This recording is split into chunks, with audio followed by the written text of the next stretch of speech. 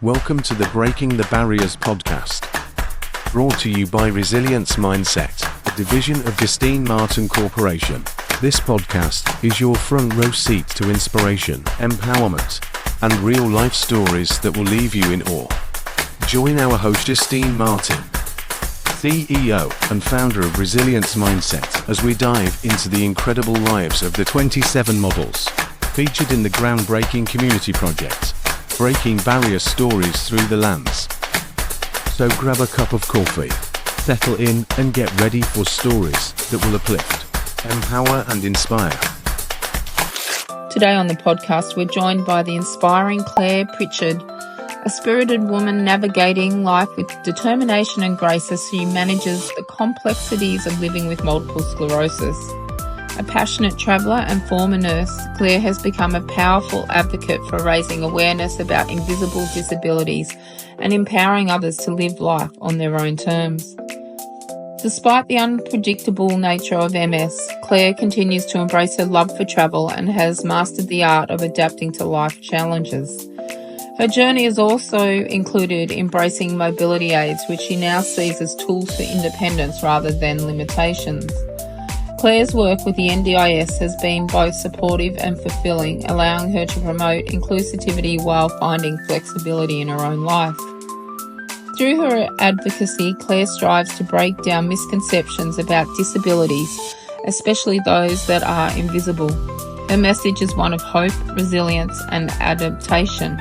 Never give up. Disability doesn't make you weak. It shows how strong you actually are. Let's welcome the remarkable Claire Pritchard to the show. How are you? I'm good. That's good. Tell us a little bit about yourself, Claire. Married mother of 3 adult children. Love travelling. I have lots of things on my bucket list. We travel every single year overseas. We've just come back from a month in Europe, which was good. Sometimes it's traveling's challenging. With now having MS, I have to slow down a little bit. So tell us about that. Yeah. Tell us about travelling with a disability. I did quite a lot of research prior to the 6 months, trying to figure out how I'm going to navigate Europe cobblestone flooring. I'm not in a wheelchair currently. I do have a walking stick, but I try not to use it. I try to not use it in public. Why is that? I think it's Is it the stigma? Yeah, I think it is. I think it's a stigma. It's also for me personally, it's admitting I need assistance. Yeah. I guess.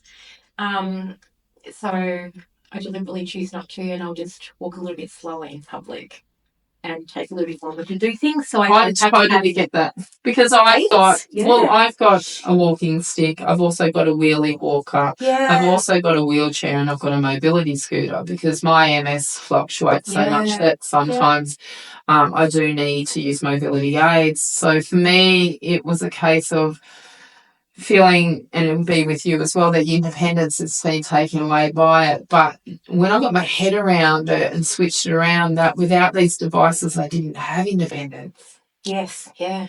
That I was stuck at home. I couldn't go down to the shop by myself. I couldn't do this or that by myself. When NDIS got me Miss Molly, my wheelchair. Miss Molly, I love it. She's pink, hot pink with sparkles and chrome wheels. And she was ergonomically measured for me because I have such long legs. That gave me some independence, and I could go to the Melbourne show with my family and not tire out them for the next week. Yeah, I could pretty much try and walk around the whole day, but then I'm cactus for a week or two afterwards. So we got her, and then I realised that my left arm's quite funny as well with the MS, and I fatigue out pushing myself. Yeah. And I go around in circles. So then it was like, I don't want a motorised chair.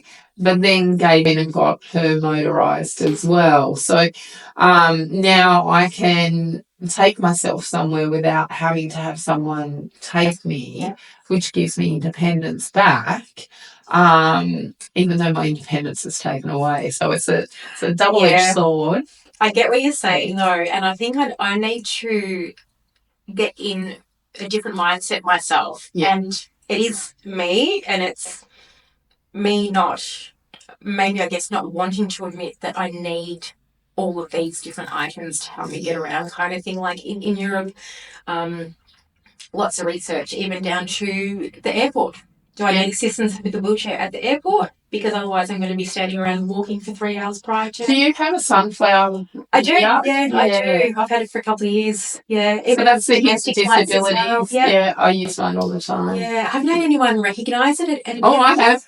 It's awesome. Well, because I travel about every 6 weeks or so, and security let you, when they see you, they're like, "Come through here, madam." I'm like, "Ooh, I feel like I'm important." I didn't get any of that. And the hostesses, when you're getting on and off the plane, depending on which airline it is, will ask you if there's anything that you need and can they assist. And so it does work in certain places. Not everywhere. And I mean, it's definitely not recognised around the world yet. Not yet, slowly. I did see a lot of children in Europe wearing the sunflower lanyard. I will use it at an airport always, or if I'm on holidays anywhere, I'll have it.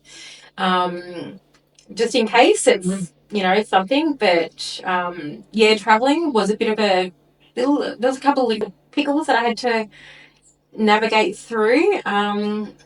And I actually said to my husband when we were in Europe, I would hate to be a disabled person living in Europe. It would not be possible. I went to the UK last year. Yes. Totally understand. Not possible. I struggled walking on the cobbled roads. Look, I imagine a wheelie walker or a wheelchair on cobblestone. Yeah. The public toilets are not accessible. No. They're down a flight of stairs or up a flight of stairs. To get into any restaurant, there's steps. Yep. And a lot of the hotels, there's steps. They're not disabled friendly. No, and the hotel that we were staying in, my girlfriend got there the day before me and met me at the airport. And we were up on the 3rd floor, and she knew that I wasn't going to be able to get up and down there all the time, let alone try and get my bags up there. And she asked for our rooms to be moved to the lower floor. So just things that people don't realise. And when you're newly disabled as well, there are things that you don't realise until you go to do something. You don't know you need. That's right. Or you can't do that anymore in that place. So, but you've got the travel bug. I've always had the travel bug, but more so since diagnosis a few years ago. Yeah. I want to go everywhere before it's. We had this plan, we'll do Australia first, then we'll do the rest of the world later in life, but I've decided not. No, it's need to do overseas now. Yep. And then when my MS gets worse, and if I do, end up with mobility aids down the track, then we can do Australia, which is just more, practical. Car and caravan and flying. Yeah. What challenges have you faced and how have you overcome them? I can honestly say at the moment, I can't actually think of any huge challenges. Work is actually really good because I do work for the NDIS. Yeah. They're very inclusive. I have workplace adjustments done.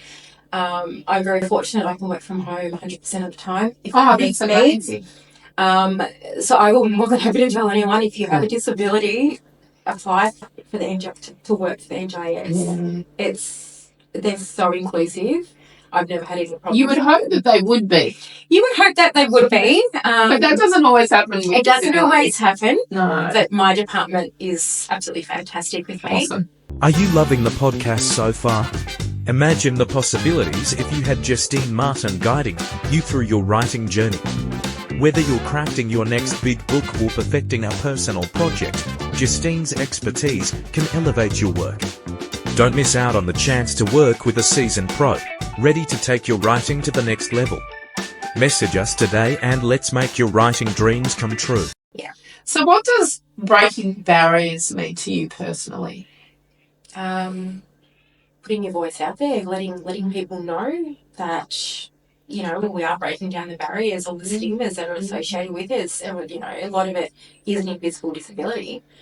And that's the biggest stigma, I find. That's the biggest disability in itself, is that you're not wanting to prove to people I feel like you're having to prove to them all the time and justifying why you do this and that or why you can't do this. So when you look okay and we were talking about looking okay, weren't we? That's the things that we can control is how we still look. Yeah, exactly. And just the small things, being able to, put on a face, a hair and makeup, and people think you look great. There's nothing wrong with you. Yeah. And I think that it is a huge barrier for a lot of us, or most of us with MS, I guess. And it's quite clear that if you are in a wheelchair or you do have a mobility aid, people treat you differently. Well, because you're disabled. That's right. Without those things, and sitting here, you and I right now, we're just two ladies having a chat. Yeah. Nobody would know unless we've actually brought it to their attention. When I do my keynotes, I get up and say to people, I ask who suffers with really bad headaches or who suffers with migraines. And, a lot of the audience will put their hand up. And I'm like, when you're explaining that to someone, what it feels like, do you feel that they're not believing you? And they'll be like, oh, yes. And well, that's what it's like to live with an invisible disease every single day. Yeah. It's hard. It's hard. It's very hard to explain to somebody.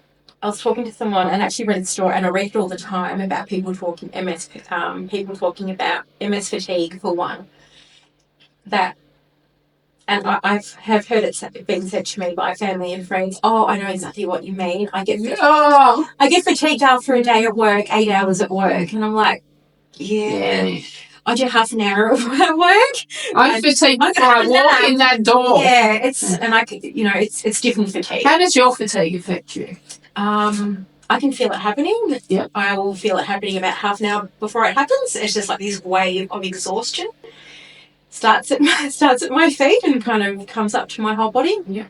And it's already happened by the time it gets up to here, but it's literally I can't talk.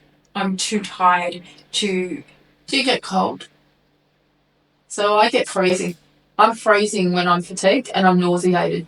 Nauseated is a new one for me, yes. Nauseated, I feel like I'm going to vomit. Yes. And I'm cold to the bone. And then I know that I am really badly fatigued because I don't have enough core body temperature, enough energy in my body to keep my body warm. Yeah. So my core body temperature on a good day is 35.5. Okay. So when I go in and I've got a temp of 37, that's a high temperature for me. For you, yeah. Yeah, and I try and tell medical staff and they're like, no, you're fine. I'm like, no, you don't understand. This is where I normally sit. This is where I'm up there. Yeah. So fatigue is a huge thing for us. It's huge. Yeah, to the point I can't speak. Like just the other night, my husband wanted to talk to me after work, and I literally, I could not even gather it. I could not even comprehend having a conversation because I was so... And so what do you do when that happens?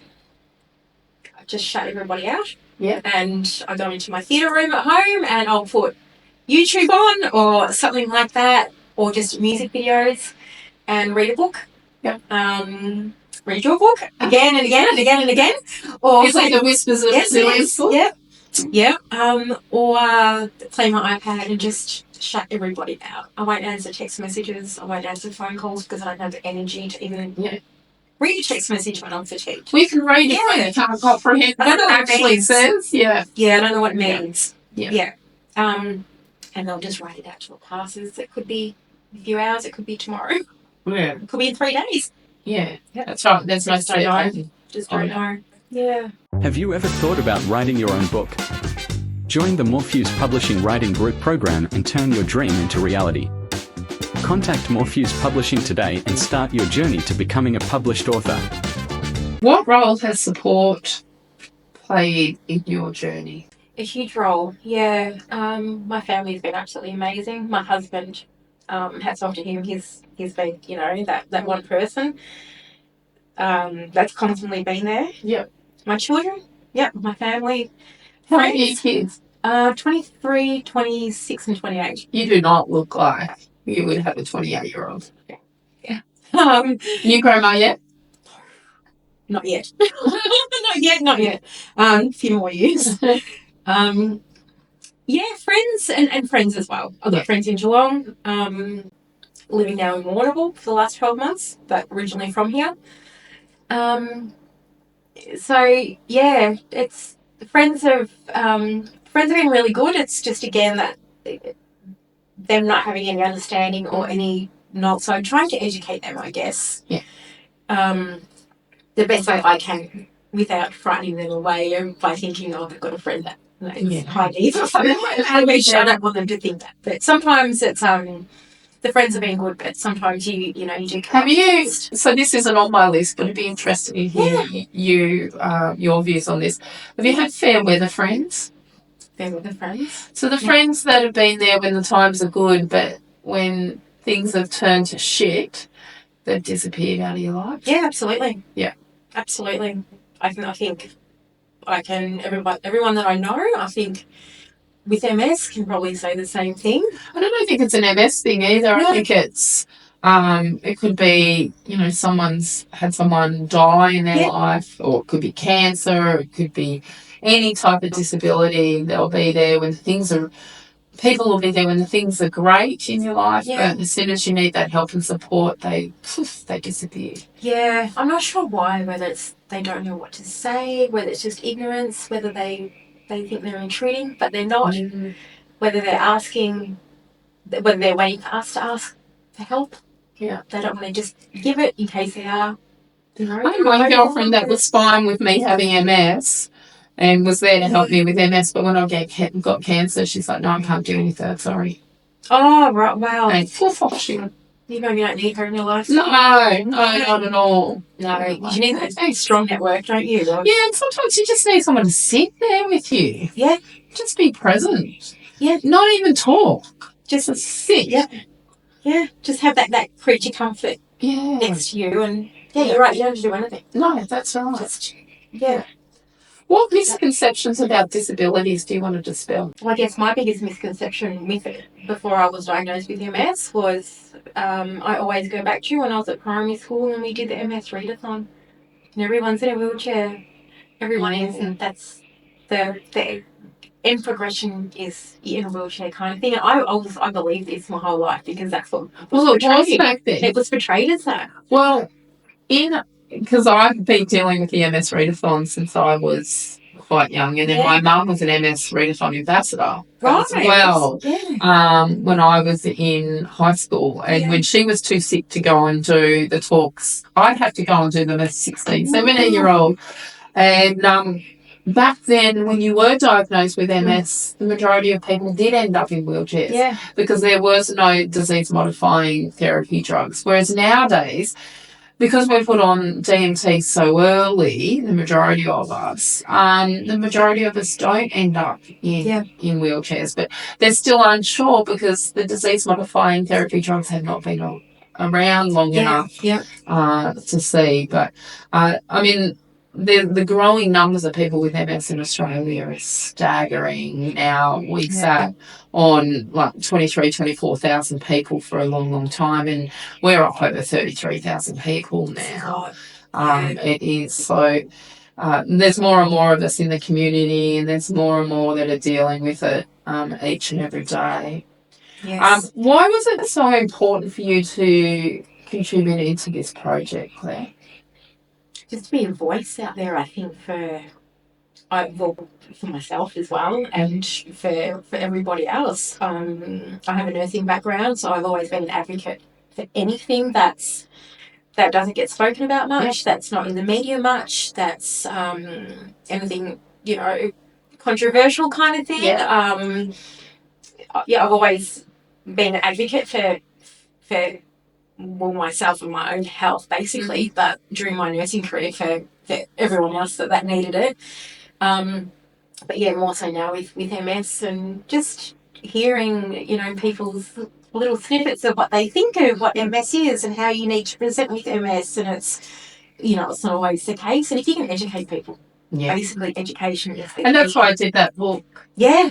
Because most people know of MS but don't know what MS actually does. And I wanted to put together a raw, authentic account of what it's like to live with this disease. And I think Yeah. that book does with It the does. 26 of us that are in it. It does. It is a great book. Hey. It is a great book. Yeah, I've seen a few people on there. I think through Amazon. I've got the hard copy. Oh, yeah. Sent quite a few friends last year, onto Amazon to get the digital copy that you put on there. Yeah. We're thinking about doing another one, so. I hope so. I'd love to be in it. I would love to be in it. Well, I don't want to film saying that. I would love to be in it if you do a second one, definitely. You thought about writing your own book? I had. Or have? Had and have, yeah. You've written a book? No. I have thought about it, and I had thought about it. Because I run a writing group. I just don't know how to. I'm a writing coach. I know that now. I can definitely my public support group. I think Melanie Henderson. Oh, yeah, I know. Yeah. She used to come here and do art. Oh. And she was here the day that my daughter went in the labour. Oh. Yeah. I was talking. I don't know how it came up, but she put me on to you. Yeah. Melanie. I got known to Melanie, a friend of mine I used to go to school with, this midwife. Yeah. And Natalie messaged me on Facebook a year or two ago and said, hey, a friend of mine is in Geelong with you. She's got MS. What support group? She's in one in Melbourne or something, but it's not working. You go to one in Geelong, how's that? And I said, oh, no, it's good. She said, can you just add her on Facebook and maybe talk to her and have her in your Geelong group? I said, absolutely. So then I met Melanie, and then a little while after that, your book must have come up or something. Yeah. And she said, I can put you in touch with Justine. So I think we had a very brief Facebook Messenger thing. Yeah. Well, I'll send you all the details. Yeah. How about that? Because I have always wanted to do it. Well, I can definitely help you. Because I'm a publisher too. I knew that. Yes. Yeah. You're everything. You're just wonderful. Thanks. That's okay. I challenge what the word disability actually means. But, without the help of NDIS, I wouldn't be able to do any of this. It is a great scheme. Yeah. It is a great scheme. I have an acquired brain injury from this and I need help and support. So just like you were saying, you were struggling with some of the questions and understanding them. Yeah. I do that every single day, and I need someone beside me, and which is where Susie comes in. She helps me in explaining everything to me because, what I would have previously been able to do, I can't do anymore because of it. And my fatigue is an issue like what you've said, when my fatigue is up there, I'm off. And she knows me so well now. She goes, you're having a bad day, aren't you? Yeah. Yes, I am. And to have for you to have somebody that recognises that. It's huge. Yeah. I've only got probably my husband at the moment because my children don't live at home. Yeah. So only my husband that he knows me so well. He's probably the only person that's close to me that recognises that. Because Jo, who did your hair on the project today, she as well will recognise that I'm having a bad day. But even the students, they'll look at me and go, it's about a day, isn't it, Chuzzy? And I'm like, yeah, it's a really bad day. But it's good tomorrow will be better. Yeah, it's good that they can say that to you, though. Because, I know that there's people that would want to say that to me, but they don't have the confidence because they don't know what my reaction will be there. Yeah. So who are your role models or sources of inspiration? Everybody else that's got MS. That's just tackling life, going through life day by day. Or, Minute by minute. Minute by minute. Not knowing what's coming next and just, soldiering on and getting out there and still trying to do the things that they, still want to do and not being defeated. And all of you ladies, everyone, the men also, it just, all of them are one. And of course, there's a couple of celebrities. There's Selma Blair and Christina Applegate. I do follow those two ladies as well. Well, that's how the book came about. Oh, from Selma.